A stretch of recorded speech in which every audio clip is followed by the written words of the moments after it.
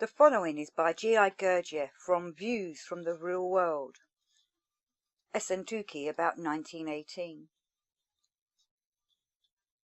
When speaking on different subjects, I have noticed how difficult it is to pass on one's understanding, even if of the most ordinary subject, and to a person well known to me.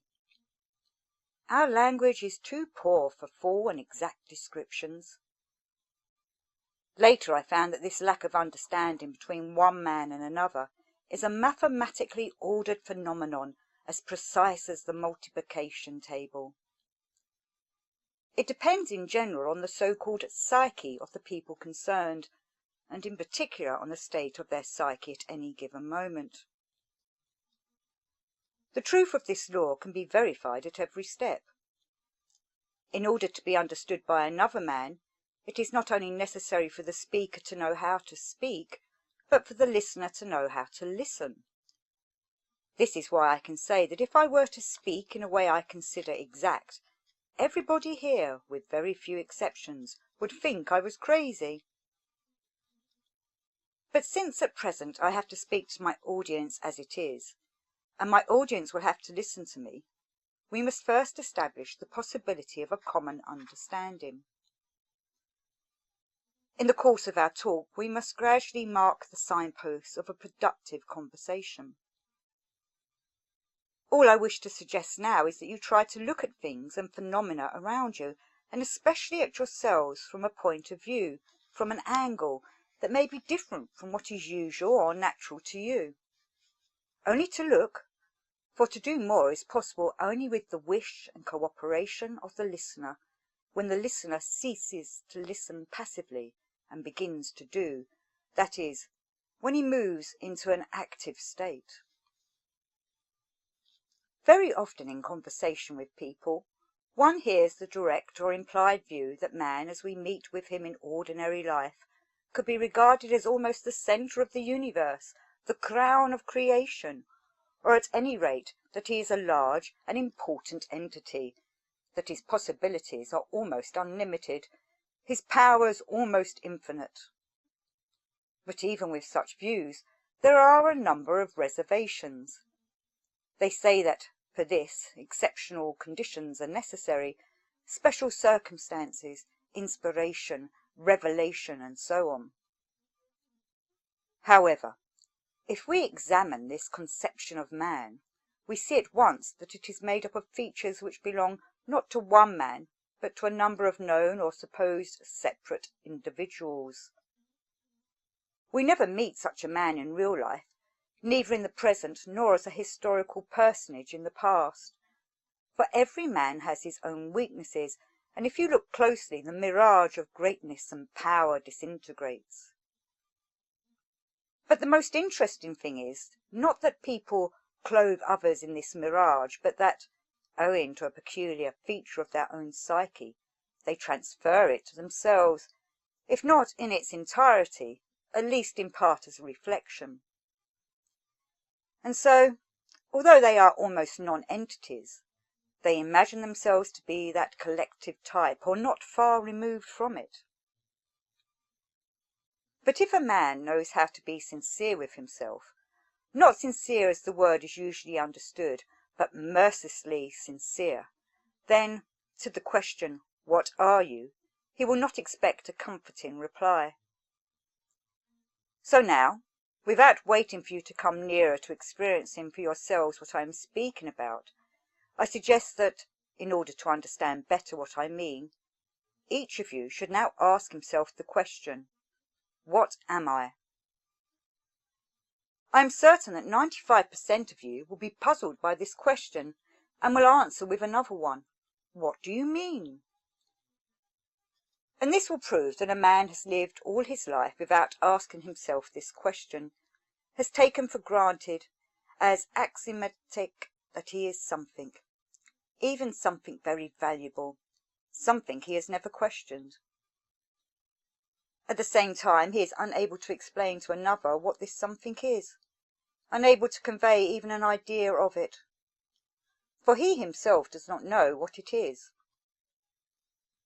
Is the reason he does not know because, in fact, this something does not exist, but is merely assumed to exist? Is it not strange that people pay so little attention to themselves and the sense of self-knowledge? Is it not strange with what dull complacency they shut their eyes to what they really are, and spend their lives in the pleasant conviction that they represent something valuable? They fail to see the galling emptiness hidden behind the highly painted facade created by their self-delusion, and do not realize that its value is purely conventional. True, this is not always so. Not everyone looks at himself so superficially.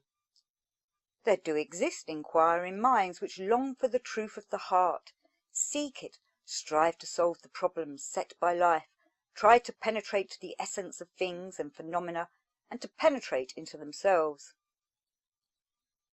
If a man reasons and thinks soundly, no matter what path he follows in solving these problems, he must inevitably arrive back at himself and begin with the solution of the problem of what he is himself and what his place is in the world around him. For without this knowledge he will have no focal point in his search. Socrates' words, "Know thyself," remain for all those who seek true knowledge and being. I have just used a new word, being. To make sure that we all understand the same thing by it, I shall have to say a few words in explanation. We have just been questioning whether what a man thinks about himself corresponds to what he is in reality, and you have asked yourselves what you are. Here is a doctor, there an engineer, there an artist. Are they in reality what we think they are? Can we treat the personality of each one as identical with his profession, with the experience which that profession, or the preparation for it, has given him? Every man comes into the world like a clean sheet of paper, and then the people and circumstances around him begin vying with each other to dirty this sheet and to cover it with writing. Education, the formation of morals, information we call knowledge, all feelings of duty, honour, conscience, and so on, enter here. And they all claim that the methods adopted for grafting these shoots known as man's personality to the trunk are immutable and infallible. Gradually the sheet is dirtied, and the dirtier with so-called knowledge the sheet becomes, the cleverer the man is considered to be. The more writing there is in the place called duty, the more honest the possessor is said to be, and so it is with everything.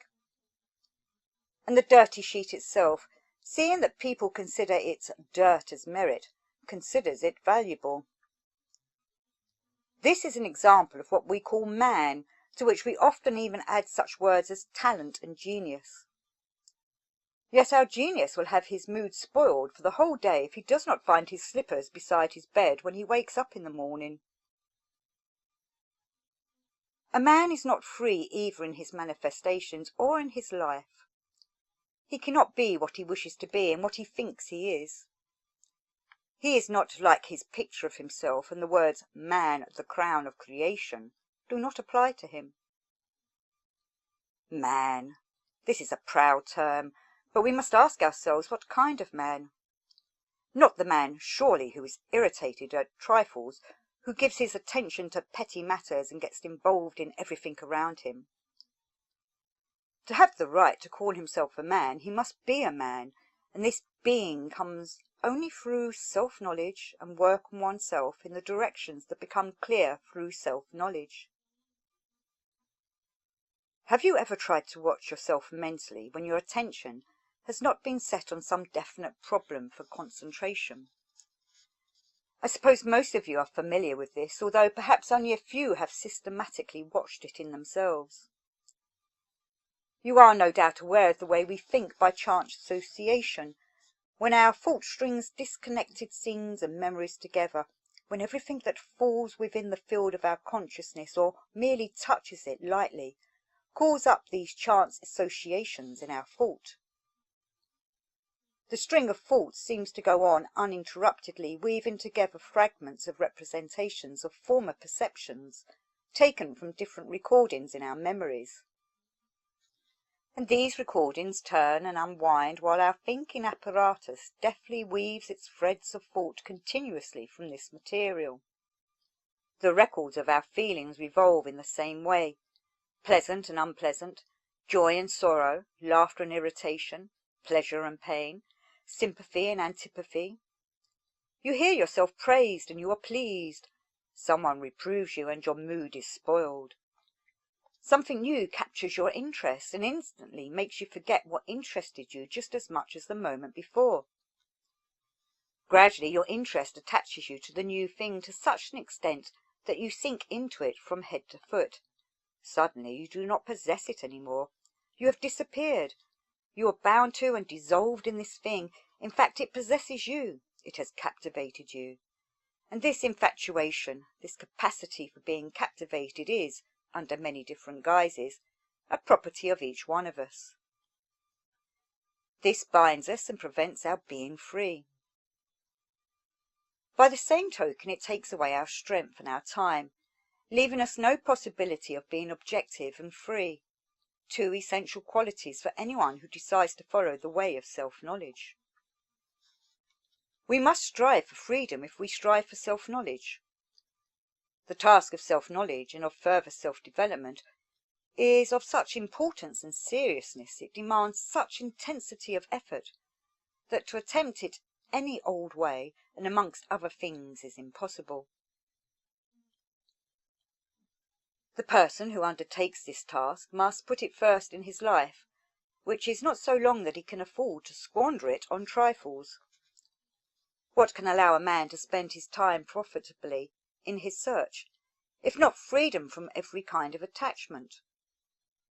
Freedom and seriousness, not the kind of seriousness which looks out from under knitted brows with pursed lips, carefully restrained gestures, and words filtered through the teeth, but the kind of seriousness that means determination and persistence in the search, intensity and constancy in it, so that a man, even when resting, continues with his main task.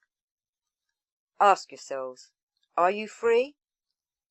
Many are inclined to answer yes, if they are relatively secure in a material sense, and do not have to worry about the morrow, if they depend on no one for their livelihood, or in the choice of their conditions of life. But is this freedom? Is it only a question of external conditions? You have plenty of money, let us say. You live in luxury and enjoy general respect and esteem. The people who run your well-organized business are absolutely honest and devoted to you. In a word, you have a very good life. Perhaps you think so yourself and consider yourself wholly free, for after all your time is your own. You are a patron of the arts. You settle world problems over a cup of coffee, and you may even be interested in the development of hidden spiritual powers. Problems of the spirit are not foreign to you, and you are at home among philosophical ideas. You are educated and well read, having some erudition in many fields. You are known as a clever man, for you find your way easily in all sorts of pursuits. You are an example of a cultured man. In short, you are to be envied. In the morning you wake up under the influence of an unpleasant dream. The slightly depressed mood disappeared, but has left its trace in a kind of lassitude and uncertainty of movement. You go to the mirror to brush your hair, and by accident drop your hairbrush. You pick it up, and just as you have dusted it off, you drop it again. This time you pick it up with a shade of impatience, and because of that you drop it a third time. You try to grab it in mid-air, but instead it flies at the mirror. In vain you jump to catch it. Smash! A star-shaped cluster of cracks appears in the antique mirror you were so proud of. Hell! The records of discontent begin to turn. You need to vent your annoyance on someone. Finding that your servant has forgotten to put the newspaper beside your morning coffee, your cup of patience overflows, and you decide you can no longer stand the wretched man in the house. Now it is time for you to go out. Taking advantage of the fine day, your destination not being far away, you decide to walk while your car follows slowly behind. The bright sun somewhat mollifies you. Your attention is attracted to a crowd that has gathered around a man lying unconscious on the pavement. With the help of the onlookers, the porter puts him into a cab and he is driven off to the hospital. Notice how the strangely familiar face of the driver is connected in your associations and reminds you of the accident you had last year. You were returning home from a gay birthday party. What a delicious cake they had there. This servant of yours, who forgot your morning paper, ruined your breakfast. Why not make up for it now? After all, cake and coffee are extremely important. Here is the fashionable cafe you sometimes go to with your friends. But why have you remembered about the accident? You had surely almost forgotten about the morning's unpleasantness. And now, do your cake and coffee really taste so good? You see the two ladies at the next table. What a charming blonde! She glances at you and whispers to her companion, "That's the sort of man I like." Surely none of your troubles are worth wasting time on or getting upset about. Need one point out how your mood changed from the moment you met the blonde and how it lasted while you were with her? You return home humming a gay tune, and even the broken mirror only provokes a smile. But what about the business you went out for in the morning? You have only just remembered it. That's clever. Still, it does not matter. You can telephone. You lift the receiver and the operator gives you the wrong number. You ring again and get the same number. Some man says sharply that he is sick of you. You say it is not your fault. An altercation follows, and you are surprised to learn that you are a fool and an idiot, and that if you call again... The rumpled carpet under your foot irritates you, and you should hear the tone of voice in which you reprove the servant who is handing you a letter. The letter is from a man you respect and whose good opinion you value. The contents of the letter are so flattering to you that your irritation gradually dies down and is replaced by the pleasantly embarrassed feeling that flattery arouses. You finish reading it in a most amiable mood. I could continue this picture of your day, you free man. Perhaps you think I have been exaggerating. No, this is a true scenario taken from life. This was a day in the life of a man well known both at home and abroad, a day reconstructed and described by him that same evening as a vivid example of associative thinking and feeling. Tell me, where is the freedom when people and things possess a man to such an extent that he forgets his mood, his business, and himself? In a man who is subject to such variation, can there be any serious attitude towards his search? You understand better now that a man need not necessarily be what he appears to be, that the question is not one of external circumstances and facts, but of the inner structure of a man and of his attitude toward these facts.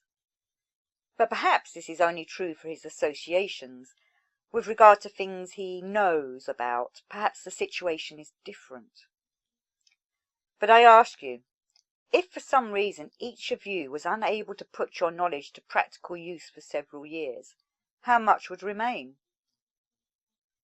Would this not be like having materials which in time dry up and evaporate? Remember the comparisons with a clean sheet of paper. And indeed, in the course of our life, we are learning something the whole time, and we call the results of this learning knowledge. And in spite of this knowledge, do we not often prove to be ignorant, remote from real life, and therefore ill-adapted to it?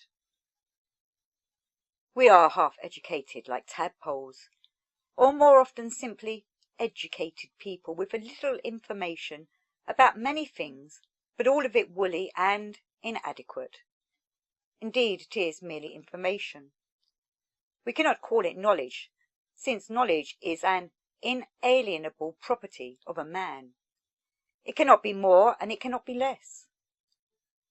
For a man knows only when he himself is that knowledge. As for your convictions, have you never known them to change? Are they not also subject to fluctuation like everything else in us? Would it not be more accurate to call them opinions rather than convictions, dependent as much on our mood as on our information, or perhaps simply on the state of our digestion at a given moment. Every one of you is a rather uninteresting example of an animated automaton. You think that a soul, and even a spirit, is necessary to do what you do and live as you live. But perhaps it is enough to have a key for winding up the spring of your mechanism. Your daily portions of food help to wind you up and renew the purposeless antics of associations again and again. From this background, separate thoughts are selected, and you attempt to connect them into a whole and pass them off as valuable and as your own. We also pick out feelings and sensations, moods and experiences, and out of all this we create the mirage of an inner life, call ourselves conscious and reasoning beings, talk about God, about eternity, about eternal life and other higher matters. We speak about everything imaginable, judge and discuss, define and evaluate, but we omit to speak about ourselves and about our own real objective value, for we are all convinced that if there is anything lacking in us, we can acquire it. If in what I have said I have succeeded, even to a small extent, in making clear in what chaos is the being we call man, you will be able to answer for yourselves the question of what he lacks, and what he can obtain if he remains as he is, what of value he can add to the value he himself represents. I've already said that there are people who hunger and thirst for truth. If they examine the problems of life and are sincere with themselves, they soon become convinced that it is not possible to live as they have lived, and to be what they have been until now, that a way out of this situation is essential, and that a man can develop his hidden capacities and powers only by cleaning his machine of the dirt that has clogged it in the course of his life. But in order to undertake this cleaning in a rational way, he has to see what needs to be cleaned, where and how, but to see this for himself is almost impossible. In order to see anything of this, one has to look from the outside, and for this mutual help is necessary. If you remember the example I gave of identification, you will see how blind a man is when he identifies with his moods, feelings, and thoughts. But is our dependence on things only limited to what can be observed at first glance? These things are so much in relief that they cannot help catching the eye. You remember how we spoke about people's characters, roughly dividing them into good and bad? As a man gets to know himself, he continually finds new areas of his mechanicalness, let us call it automatism, domains where his will, his I wish, has no power, areas not subject to him, so confused and subtle that it is impossible to find his way about in them without the help and the authoritative guidance of someone who knows. This briefly is the state of things in the realm of self-knowledge. In order to do, you must know, but to know, you must find out how to know. We cannot find this out by ourselves. Besides self-knowledge, there is another aspect of the search, self-development. Let us see how things stand there. It is clear that a man left to his own devices cannot wring out of his little finger the knowledge of how to develop, and still less, exactly what to develop in himself. Gradually, by meeting people who are searching, by talking to them, and by reading relevant books, a man becomes drawn into the sphere of questions concerning self-development. But what may he meet here? First of all, an abyss of the most unpardonable charlatanism, based entirely on the greed for making money by hoaxing gullible people who are seeking a way out of their spiritual impotence. But before a man learns to divide the wheat from the tares, a long time must elapse, and perhaps the urge itself to find the truth will flicker and go out in him, or will become morbidly perverted, and his blunted flare may lead him into such a labyrinth that the path out of it, figuratively speaking, will lead straight to the devil. If a man succeeds in getting out of this first swamp, he may fall into a new quagmire of pseudo-knowledge. In that case, truth will be served up in such an indigestible and vague form that it produces the impression of a pathological delirium. He will be shown ways and means of developing hidden powers and capacities which he is promised, if he is persistent, will, without much trouble, give him power and domain over everything, including animate creatures, inert matter, and the elements. All these systems, based on a variety of theories, are extraordinarily alluring, no doubt precisely because of their vagueness. They have a particular attraction for the half-educated, those who are half-instructed in positivist knowledge. In view of the fact that most questions studied from the point of view of esoteric and occult theories often go beyond the limits of data accessible to modern science, these theories often look down on it. Although on the one hand they give positivist science its due, on the other they belittle its importance and leave the impression that science is not only a failure, but even worse. What is the use then of going to the university, of studying and straining over official textbooks, if theories of this kind enable one to look down on all other learning and to pass judgment on scientific questions? But there is one important thing the study of such theories does not give. It does not engender objectivity in questions of knowledge, less so even than science. Indeed, it tends to blur a man's brain and to diminish his capacity for reasoning and thinking soundly, and leads him towards psychopathy. This is the effect of such theories on the half-educated, who take them for authentic revelation. But their effect is not very different on scientists themselves, who may have been affected, however slightly, by the poison of discontent with existing things. Our thinking machine possesses the capacity to be convinced of anything you like, provided it is repeatedly and persistently influenced in the required direction.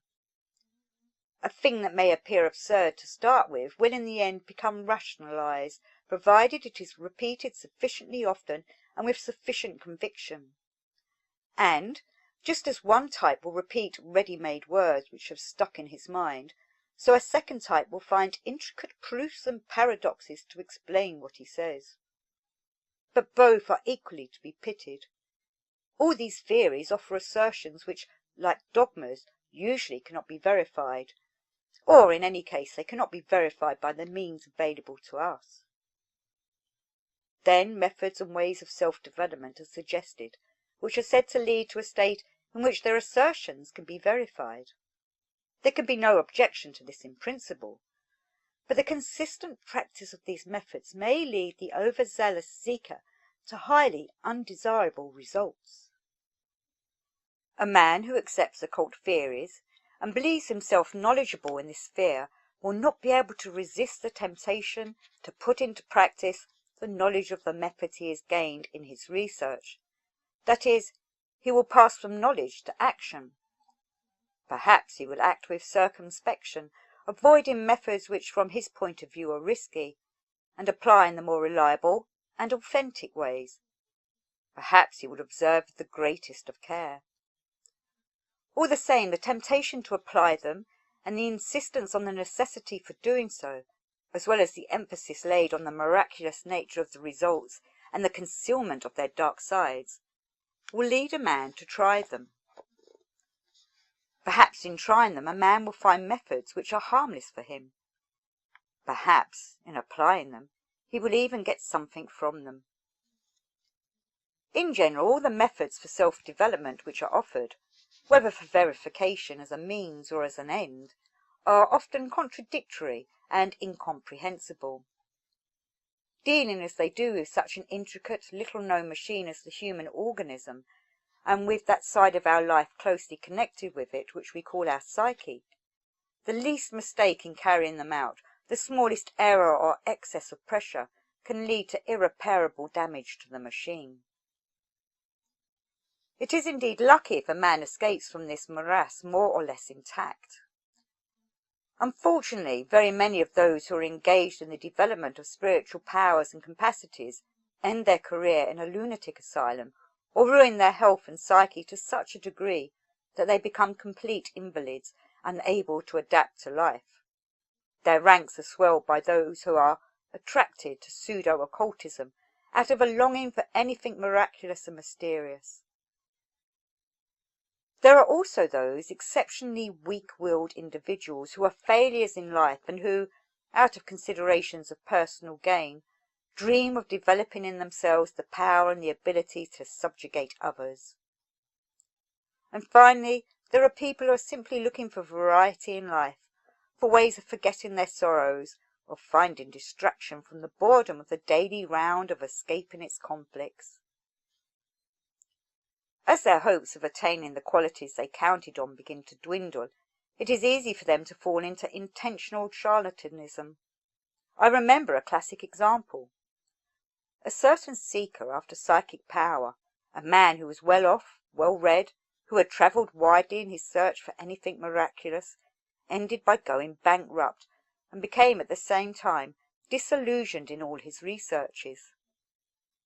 Looking for another means of livelihood, he hit on the idea of making use of the pseudo-knowledge on which he had spent so much money and energy. No sooner said than done. He wrote a book, bearing one of those titles that adorn the covers of occult books, something like A Course in Development of the Hidden Forces in Man. This course was written in 7 lectures and represented a short encyclopedia of secret methods for developing magnetism, hypnotism, telepathy, clairvoyance, clairaudience, escape into the astral realm, levitation, and other alluring capacities. The course was well advertised, put on sale at an exceedingly high price, although in the end an appreciable discount, up to 95%, was offered to the more persistent or parsimonious customers on condition that they recommended it to their friends. Owing to the general interest in such matters, the success of the course exceeded all the expectations of its compiler. Soon he began to receive letters from purchasers in enthusiastic, reverent, and deferential tones, addressing him as "dear teacher" and "wise mentor," and expressing deepest gratitude for the wonderful exposition and most valuable instruction which gave them the possibility of developing various occult capacities remarkably quickly. These letters made a considerable collection, and each of them surprised him until there at last came a letter informing him that with the help of his course someone had, in about a month, become able to levitate. This indeed overrun the cup of his astonishment. Here are his actual words. "I am astonished at the absurdity of things that happen. I, who wrote the course, have no very clear idea of the nature of the phenomena I am teaching, yet these idiots not only find their way about in this gibberish, but even learn something from it, and now some super-idiot has even learned to fly. It is of course all nonsense. He can go to hell. Soon they will put him into a straitjacket. It will serve him right. We are much better off without such fools." Occultists, do you appreciate the argument of this author of one of the textbooks on psycho-development? In this case, it is possible that somebody might accidentally learn something, for often a man, though ignorant himself, can speak with curious correctness about various things, without knowing how he does it. At the same time, of course, he also talks such nonsense that any truths he may have expressed are completely buried, and it is utterly impossible to dig the pearl of truth out of the muck-heap of every kind of nonsense. Why this strange capacity, you may ask? The reason is very simple. As I have already said, we have no knowledge of our own, that is, knowledge given by life itself, knowledge that cannot be taken away from us. All our knowledge, which is merely information, may be valuable or worthless. In absorbing it like a sponge, we can easily repeat and talk about it logically and convincingly, while understanding nothing about it. It is equally easy for us to lose it, for it is not ours, but has been poured into us like some liquid poured into a vessel. Crumbs of truth are scattered everywhere, and those who know and understand can see and marvel how close people live to the truth, yet how blind they are, and powerless to penetrate it. But in searching for it, it is far better not to venture at all into the dark labyrinths of human stupidity and ignorance than to go there alone. For without the guidance and explanations of someone who knows, a man at every step, without noticing it, may suffer a strain, a dislocation of his machine, after which he would have to spend a great deal more on its repair than he spent damaging it. What can you think of a solid individual who says of himself that he is a man of perfect meekness, and that his behaviour is not under the jurisdiction of those around him, since he lives on a mental plane to which standards of physical life cannot be applied? Actually, his behaviour should long ago have been the subject of study by a psychiatrist. This is a man who conscientiously and persistently works on himself for hours daily. That is, he applies all his efforts to deepening and strengthening further the psychological twist, which is already so serious that I am convinced that he will soon be in an insane asylum. I could quote hundreds of examples of wrongly directed search and where it leads. I could tell you the names of well-known people in public life who have become deranged through occultism, and who live in our midst and astonish us by their eccentricities.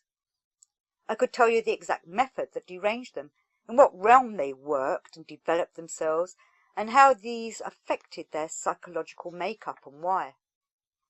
But this question could form the subject of a long and separate conversation, so, for lack of time, I will not permit myself to dwell on it now. The more a man studies the obstacles and deceptions which lie in wait for him at every step in this realm, the more convinced he becomes that it is impossible to travel the path of self-development on the chance instructions of chance people, or the kind of information culled from reading and casual talk. At the same time he gradually sees more clearly, first a feeble glimmer, then the clear light of truth which has illumined mankind throughout the ages. The beginnings of initiation are lost in the darkness of time, where the long chain of epochs unfolds. Great cultures and civilizations loom up, dimly arising from cults and mysteries, ever changing, disappearing and reappearing. The great knowledge is handed on in succession, from age to age, from people to people, from race to race. The great centres of initiation in India, Assyria, Egypt, Greece, illumine the world with a bright light. The revered names of the great initiates, the living bearers of the truth, are handed on reverently from generation to generation.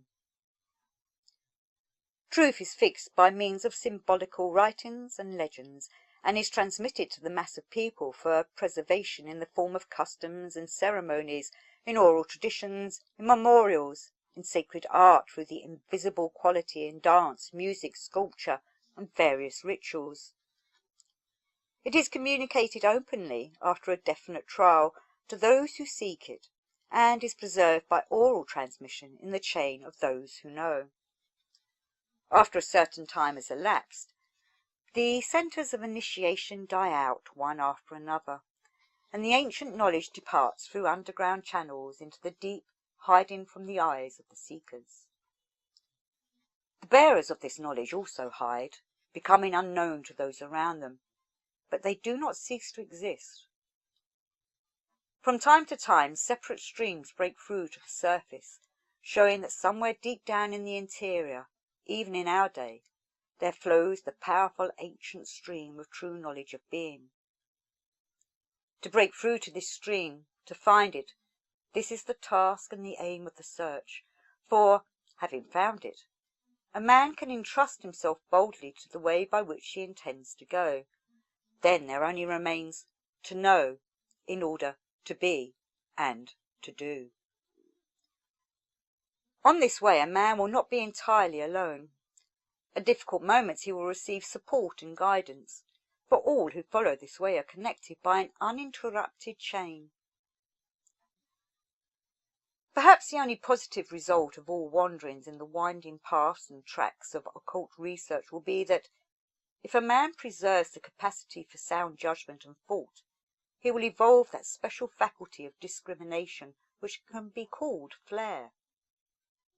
He will discard the ways of psychopathy and error and will persistently search for true ways. And here, as in self-knowledge, the principle which I've already quoted holds good. In order to do, it is necessary to know, but in order to know, it is necessary to find out how to know. To a man who is searching with all his being, with all his inner self, comes the unfailing conviction that to find out how to know in order to do is possible only by finding a guide of experience and knowledge who will take on this spiritual guidance and become his teacher. And it is here that a man's flair is more important than anywhere else. He chooses a guide for himself. It is, of course, an indispensable condition that he choose as a guide a man who knows, or else all meaning of choice is lost. Who can tell where a guide who does not know may lead a man? Every seeker dreams of a guide who knows, dreams about him, but seldom asks himself objectively and sincerely, is he worthy of being guided? Is he ready to follow the way? Go out one clear starlit night to some open space and look up at the sky, at those millions of worlds over your head. Remember that perhaps on each one of them swarm billions of beings, similar to you, or perhaps superior to you in their organization. Look at the Milky Way. The earth cannot even be called a grain of sand in this infinity. It dissolves and vanishes, and with it you. Where are you? And is what you want simply madness? Before all these worlds, ask yourself, what are your aims and hopes, your intentions and means of fulfilling them, the demands that may be made upon you and your preparedness to meet them? A long and difficult journey is before you. You are preparing for a strange and unknown land. The way is infinitely long. You do not know if rest will be possible on the way, nor where it will be possible. You should be prepared for the worst. Take all the necessities for the journey with you. Try to forget nothing, for afterwards it will be too late and there will be no time to go back for what has been forgotten, to rectify the mistake. Weigh up your strength. Is it sufficient for the whole journey? How soon can you start? Remember that if you spend longer on the way, you will need to carry proportionately more supplies, and this will delay you further both on the way and in your preparations for it. Yet every minute is precious. Once having decided to go, there is no use wasting time. Do not reckon on trying to come back. This experiment may cost you very dear. The guide undertakes only to take you there, and if you wish to turn back, he is not obliged to return with you. You will be left to yourself, and woe to you if you weaken or forget the way. You will never get back. And even if you remember the way, the question still remains, will you return safe and sound? For many unpleasantnesses await the lonely traveller who is not familiar with the way and the customs which prevail there. Bear in mind that your sight has the property of presenting distant objects as though they were near. Beguiled by the nearness of the aim towards which you strive, blinded by its beauty and ignorant of the measure of your own strength, you will not notice the obstacles on the way. You will not see the numerous ditches across the path. In a green meadow covered with luxuriant flowers, in the thick grass, a deep precipice is hidden. It is very easy to stumble and fall over it if your eyes are not concentrated on the step you are taking. Do not forget to concentrate all your attention on the nearest sector of the way. Do not concern yourself about far aims if you do not wish to fall over the precipice. Yet do not forget your aim. Remember it the whole time and keep up in yourself an active endeavour towards it so as not to lose the right direction. And once you have started, be observant. What you have passed through remains behind and will not appear again, so if you fail to notice it at the time, you never will notice it. Do not be over-curious, nor waste time on things that attract your attention but are not worth it. Time is precious and should not be wasted on things which have no direct relation to your aim. Remember where you are and why you are here. Do not protect yourselves, and remember that no effort is made in vain. And now you can set out on the way.